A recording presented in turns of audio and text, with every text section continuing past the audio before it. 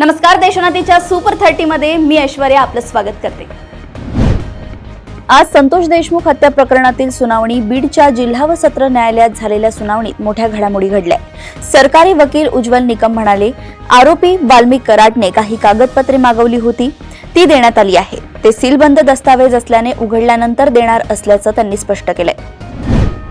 इंस्टाग्रामवरील पोस्टला reply दिला म्हणून दोघा जणांनी एका तरुणाला शिवीगाळ करून लोखंडी गज व लाकडी दांड्याने बेदम मारहाण केली। ही घटना अहिल्यानगर जिल्ह्याच्या राहुरी तालुक्यातील कोळेवाडी फाटा येथे घडली। या प्रकरणी राहुरी पोलीस ठाण्यात दोघांविरोधात गुन्हा दाखल करण्यात आलाय। कसारा घाट ते मनमाड दरम्यान नवीन रेल्वे ट्रॅक टाकला जाणार असल्याची माहिती समोर येत आहे। मध्य रेल्वेने याबाबत प्राथमिक आराखडा तयार केलाय। 140 किलोमीटरच्या मार्गावर समांतर रेल्वे ट्रॅक टाकला जाणार असून सुमारे 4000 कोटींचा प्राथमिक आराखडा तयार करण्यात आलाय। सोलापूर कारागृह प्रशासनाने सोलापूर महापालिकेकडे पाणी पुरवठ्यासाठी 2 इंची जलवाहिनीची जोडणी देण्यासाठी कायदेशीर प्रक्रिया राबवली खरी, परंतु नवीन नळ जोडणीसाठी कारागृहाबाहेर खोदकाम करण्यासाठी कारागृह प्रशासनाने कच्च्या कैद्यांना जुंपण्याची जोखीम पत्करल्याचा धक्कादायक प्रकार उजेडात आलाय। वृद्ध महिलेने 2 वर्षाच्या बालकासह इमारतीवरून उडी टाकल्याची घटना रायगड जिल्ह्यातील रोहा शहरात घडली। यात गंभीर जखमी झाल्याने वृद्ध महिलेसह 2 वर्षाच्या नातवाचा मृत्यू झाला। रोहा पोलीस प्रकरणाचा तपास करतायत। आता अमरावती शहरातून 16 एप्रिलला विमान सेवा सुरू होत आहे। मुख्यमंत्री देवेंद्र फडणवीस यांच्या उपस्थितीत विमान सेवेच्या माध्यमातून पश्चिमी विदर्भ विकासाकडे झेप घेणार आहे। या माध्यमातून डॉक्टर पंजाबराव देशमुख यांनी विदर्भाच्या विकासाचं पाहिलेलं स्वप्न साकार होणार आहे, असं राज्याचे महसूल मंत्री आणि अमरावती जिल्ह्याचे पालकमंत्री चंद्रशेखर बावनकुळे यांनी सांगितलंय। नागपूर शहरातील वसंतराव नाईक झोपडपट्टीत काल रात्री गुन्हेगारी पार्श्वभूमीच्या 2 तरुणांवर जीवघेणा हल्ला करण्यात आला होता। या हल्ल्यात गंभीर जखमी झालेल्या 2 तरुणांवर उपचार सुरू होते। या दोन्ही तरुणांचा उपचारादरम्यान मृत्यू झालाय। त्यामुळे नागपूरच्या सीताबर्डी पोलीस स्टेशनमध्ये आज सकाळी दुहेरी हत्यासंदर्भात गुन्हा नोंदवण्यात आल्याची माहिती पोलिसांनी दिली। सातारा शहरातील पोवई नाका येथील भाजी मंडईमध्ये शेतकऱ्यांच्या जागेवर काही व्यापाऱ्यांनी अतिक्रमण केले। त्यानंतर अतिक्रमण करणाऱ्या व्यापाऱ्यांवर नगरपालिकेच्या अतिक्रमण विभागाने कारवाईचा बडगा उगारल्याने संतापलेल्या एका व्यापाऱ्याने चक्क पोलिसांसमोरच शेतकरी संघटनेचे अध्यक्ष राजू शेळके यांना जीवे मारण्याची धमकी दिली।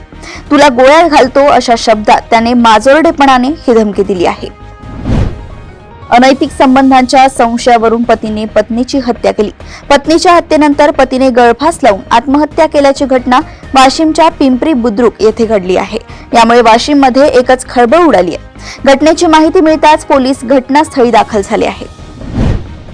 नाशकातील सप्तशृंगी गडावर चैत्रोत्सवानिमित्ताने सप्तशृंगी देवीचं दर्शन घेण्यासाठी गडावर भाविकांची अलोट गर्दी उसळली होती।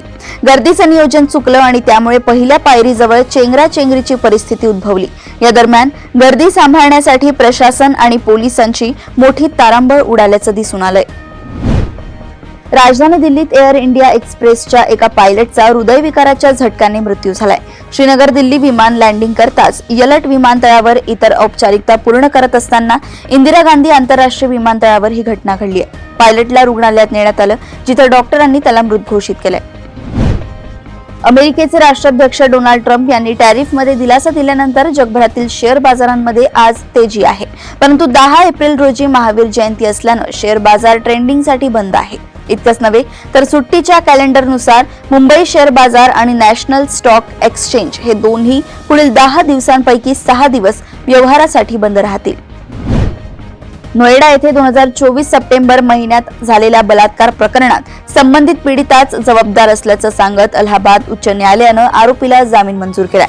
महिलेने स्वतःहूनच संकटाला आमंत्रण दिलं होतं, अशी टिप्पणी न्यायमूर्ती संजय कुमार यांनी सुनावणी वेळी केली आहे।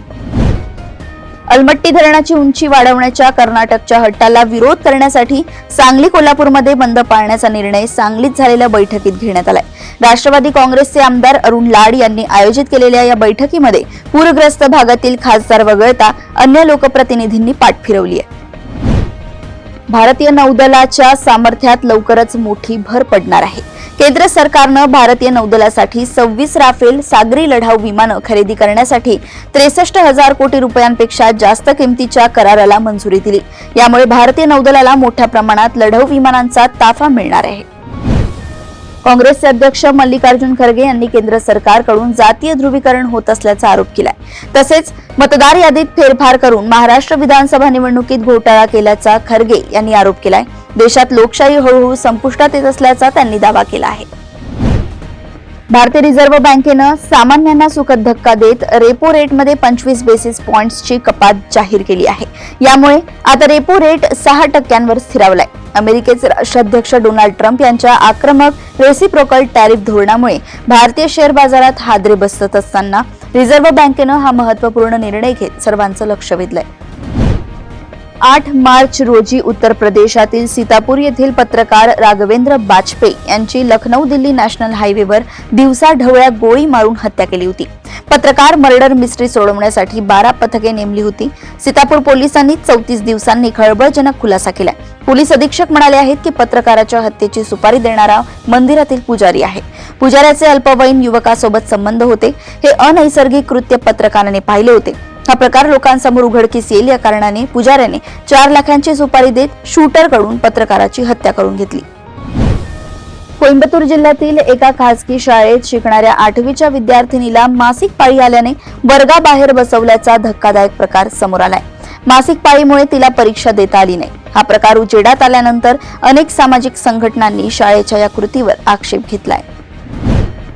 मध्य प्रदेशातील आदिवासी बहुल दिंडोरी जिल्ह्यातील देवरा गावात पाणी टंचाई 5वीला पुजलेली आहे। या गावात पाण्याच्या दुर्भिक्षामुळे घर सोडून माहेरी गेलेल्या पत्नीला पुन्हा घरी आणण्यासाठी एका पतीने थेट प्रशासनाकडे तक्रार केल्यामुळे या गावात जलवाहिनीच्या कामाला सुरुवात झाली आहे। अमेरिकेचे अध्यक्ष डोनाल्ड ट्रम्प यांनी नुकत्याच जाहीर केलेल्या परस्पर शुल्क वाढीला तीव्र प्रत्युत्तर देताना चीनने अमेरिकन वस्तूंवर 84% शुल्क लादण्याची घोषणा केली आहे। ही नवीन शुल्क वाढ गुरुवार 10 एप्रिल पासून लागू होणार आहे। यापूर्वी जाहीर केलेल्या 34% शुल्कातून ही वाढ झाली आहे। जपानने पुन्हा एकदा जनतेसाठी आश्चर्यकारक कामगिरी केली आहे। खरं तर रेल्वे कंपनीने मार्चच्या अखेरीस जगातील पहिले 3D प्रिंटेड रेल्वे स्टेशन तयार केले होते। तेही अवघ्या 6 तासात हे स्टेशन झाले। हात्सुशिमा स्टेशनचा काही भाग 3D प्रिंट करण्यात आला होता असे कंपनीने म्हटले। हात्सुशिमा स्थानकाने जुन्या लाकडी स्थानकाची जागा घेतली आहे। अमेरिकेचे राष्ट्राध्यक्ष डोनाल्ड ट्रम्प यांनी सोमवारी सांगितले की अमेरिका इराणशी त्यांच्या अण्वस्त्र कार्यक्रमाबाबत थेट चर्चा करेल, परंतु जर या चर्चेत त्यांना त्यांचा अण्वस्त्र कार्यक्रम सोडून देण्यास भाग पाडण्यात यश आले नाही तर ते त्यांना परवडणार नाही असा इशारा त्यांनी इराणला दिलाय। स्थानिक परिस्थितीनुसार शिक्षण अधिकारी परीक्षांच्या वेळापत्रकात बदल करू शकतात असे आदेश मुंबई उच्च न्यायालयाच्या नागपूर खंडपीठाने दिले आहेत। त्यानुसार शिक्षण विभागाने तातडीने सध्याच्या वेळापत्रकात बदल करावे। प्राथमिक वर्गांच्या परीक्षा सकाळच्या सत्रात आणि केवळ 4 दिवसात घेण्यासाठी शाळा पूर्णपणे तयार आहेत असे महाराष्ट्र राज्य शिक्षण संस्था महामंडळाने म्हटले आहे।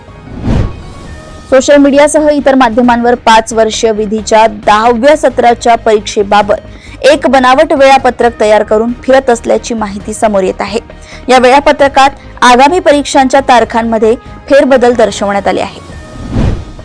महापालिकेच्या शिक्षण विभागाचे वादग्रस्त प्रशासनाधिकारी बी.टी. पाटील यांनी नियुक्त केलेले मर्जीतील केंद्र प्रमुखांना घरचा रस्ता दाखवल्यानंतर शिक्षण विभागाने नव्याने 23 केंद्र प्रमुखांची नियुक्ती केली। आयुक्त मनीषा खत्री यांच्या आदेशानुसार उपायुक्त तथा प्रभारी प्रशासन अधिकारी नितीन पवार यांनी 24 केंद्रांसाठी 23 नवीन केंद्र प्रमुखांची निवड केली आहे। विनोदी चित्रपट फ्रँचायझी धमालच्या 4थ्या भागाची अधिकृत घोषणा करण्यात आली आहे। रेड 2 नंतर बॉलिवूड अभिनेता अजय देवगननं त्याच्या पुढील चित्रपट धमाल 4चं शूटिंग सुरू केलंय। अजय देवगननं चित्रपटाचे वेळापत्रक आणि स्टारकास्ट बद्दल माहिती देणारे काही फोटो शेअर केले आहेत। स्काय फोर्स आणि छावा या चित्रपटांनी प्रेक्षकांची मनं जिंकल्यानंतर दिनेश विजनचा मॅडॉक फिल्म्स भूल चूक माफ या नवीन प्रेमकथेसह परतलाय। या रोमॅन्टिक कॉमेडीचा ट्रेलर आज 10 एप्रिल रोजी रिलीज झालाय। राजकुमार राव आणि वामिका गप्पी पहिल्यांदाच एकत्र दिसणार आहे। या हंगामात चेन्नई संघाकडे पाहता असं दिसतंय की ते ऋतुराज गायकवाड आणि शिवम दुबे सारख्या खेळाडूंवर खूप अवलंबून आहेत। त्यांनी काही खेळाडूंना सातत्याने संधी दिल्या आहेत, पण त्यांना अपेक्षेनुसार कामगिरी करता आली नाही। जर सीएसकेला प्लेऑफच्या शर्यतीत टिकून राहायचं असेल तर त्यांना केकेआर विरुद्धचा सामना कोणत्याही परिस्थितीत जिंकावा लागेल। हा सामना जिंकण्यासाठी चेन्नईला त्यांच्या प्लेइंग 11 मध्ये काही बदल करावे लागतील। गुजरातचा हा या मोसमातील एकूण आणि सलग 4था पराभव ठरला। राजस्थानला पराभवानंतर आणखी एक झटका लागलाय. बीसीसीआयने कर्णधार संजू सॅमसन यांच्यासह इतर खेळाडूंवरही कारवाई केली आहे. राजस्थानच्या खेळाडूंकडून IPL स्पर्धेतील आचारसंहितेचं उल्लंघन झालंय. राजस्थान रॉयल्सला गुजरात टायटन्स विरुद्धच्या सामन्यात आवश्यक ओव्हर रेट राखता आला नाही. बीसीसीआयने स्लो ओव्हर रेटमुळे राजस्थानवर कारवाई केली आहे. अशाच सुपर 30 बातम्या जाणून घेण्यासाठी बघत रहा देशोन्नती. नमस्कार.